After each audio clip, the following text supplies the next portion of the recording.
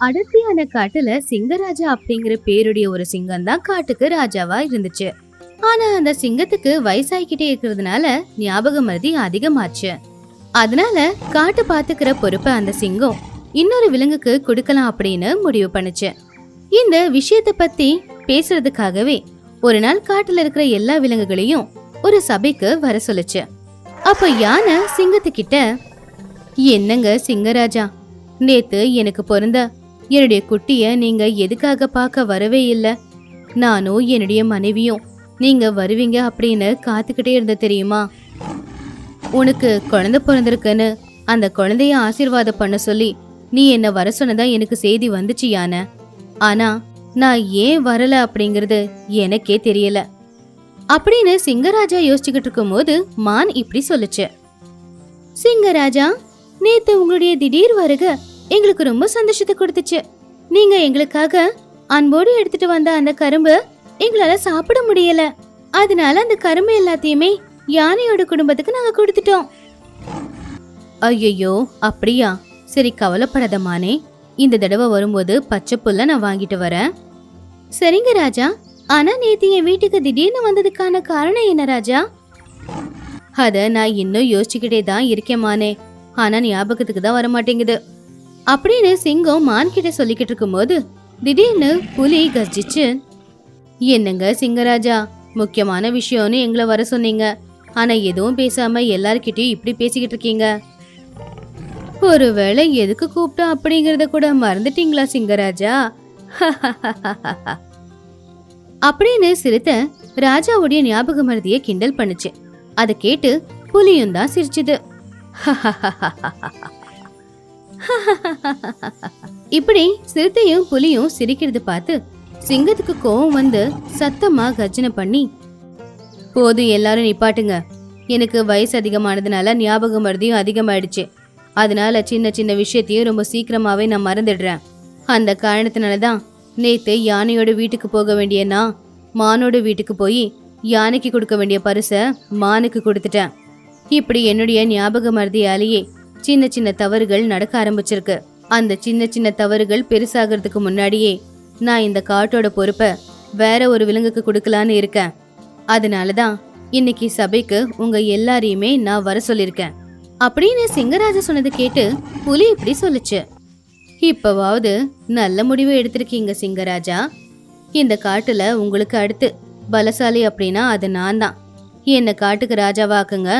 இந்த காட்டை நான் நல்லபடியா பாத்துக்கிறேன்.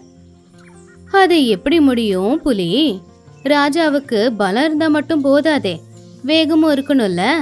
வேகமும் புத்திசாலித்தனமும் இருக்கிற என்னையே இந்த காட்டுக்கு ராஜாவா ஆக்குங்க அப்படின்னு சிங்கராஜா முன்னாடி எல்லார்கிட்டயுமே நான் கேட்டுக்கிறேன்.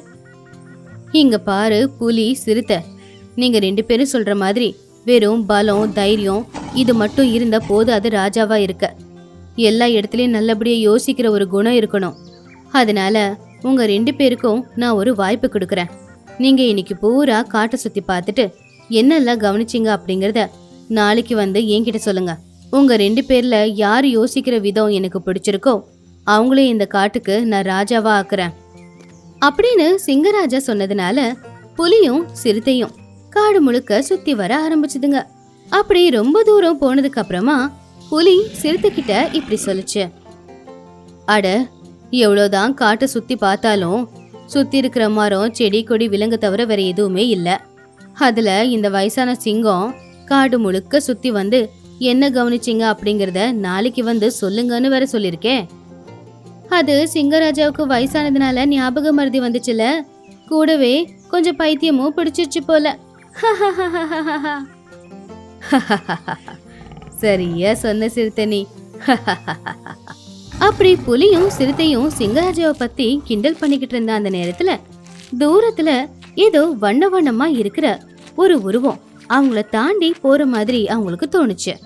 அத பார்த்து புலி சிரிக்கிறத நிப்பாட்டிட்டு சிறுத்தை கிட்ட, அட, என்ன சத்தம் அது? அதோ அது அந்த புதருக்குள்ள இருந்துல வருது. ஒருவேளை ஏதாவது விலங்கு நம்மள துரத்திக்கிட்டு வருது போல.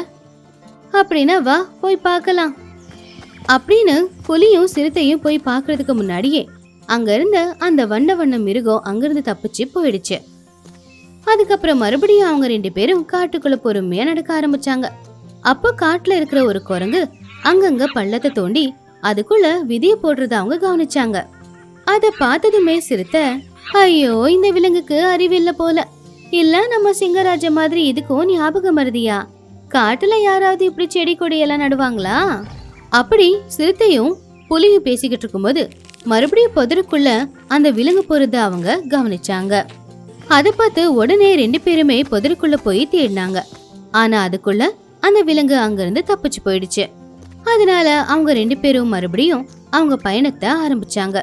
அப்படி போற வழியில ஒரு கரடி மீன்களை எல்லாத்தையுமே தூக்கி ஆத்துல போறத அவங்க கவனிச்சாங்க. அங்க நடக்கிறத பார்த்ததுமே புலி, இதோ மறுபடியும் ஒரு அறிவு கெட்ட விலங்க நம்ம பாக்குறோம். கைக்கு கிடைச்ச மீனை பிடிச்சி சாப்பிடறத விட்டுட்டு எதுக்கு ஆத்துக்குள்ள தூக்கி போட்டுக்கிட்டு இருக்காமா?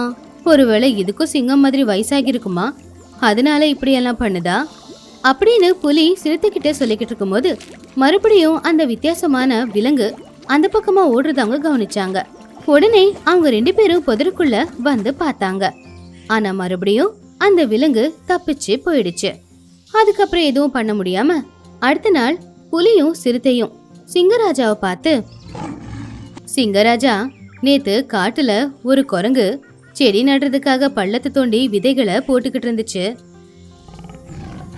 அது மட்டும் இல்ல சிங்கராஜா, நேத்து ஆத்தங்கரையில ஒரு கரடி அதோட கையில மாட்டின மீனுங்களை சாப்பிடாம கொள்ளாம மறுபடியும் அதுங்களை உயிரோட ஆத்துக்குள்ள போட்டுருச்சு. ஆனா எவ்வளவுதான் கவனிச்சு பார்த்தாலும் இந்த 2 விலங்குகள் ஏன் இப்படி எல்லாம் பண்ணுச்சு அப்படிங்கறது எங்களுக்கு சுத்தமா புரியல. ஆனா எனக்கு அது புரிஞ்சுது சிங்கராஜா, அதுக்கான அர்த்தத்தை என்ன சொல்றீங்களா அப்படின்னு புதருக்குள்ள இருந்து வண்ண வண்ணமா முடி இருக்கிற சிங்கம் வெளியில வந்துச்சு. அந்த சிங்கத்தை பார்த்து எல்லாருமே ஆச்சரியப்பட்டாங்க. அப்போ சிங்கராஜா, சொல்லு சொல்லு சொல்லு சிங்கம், ஒரு குரங்கு காட்டுல ஒரு செடியை வளர்க்குதுன்னா நம்மளுடைய அடுத்த தலைமுறைக்கும் இதே மாதிரி மரங்கள் இருக்கணும் அப்படிங்கிறது தான் அர்த்தம். அப்புறம் அந்த கரடி அது மீனை பிடிச்சி மறுபடியும் ஆத்துல தூக்கி போட்டுச்சே, அது நம்ம காட்டை சேர்ந்த எல்லாரையுமே நாம தான் காப்பாத்தணும் அப்படிங்கிற பொறுப்பு இருக்கிறதா அர்த்தம் அப்படின்னு வண்ணமயமான சிங்கம் சொன்னதும் சிங்கராஜா இப்படி சொல்லுச்சு. சபாஷ் சிங்கமே சபாஷ், ஒரு ராஜா எதை கவனிக்கணும் எப்படி கவனிக்கணும் அப்படிங்கறத நீ சரியா கவனிச்சிருக்க. இனிமே இந்த காட்டுக்கு நீ தான் ராஜாவா இருக்கணும்.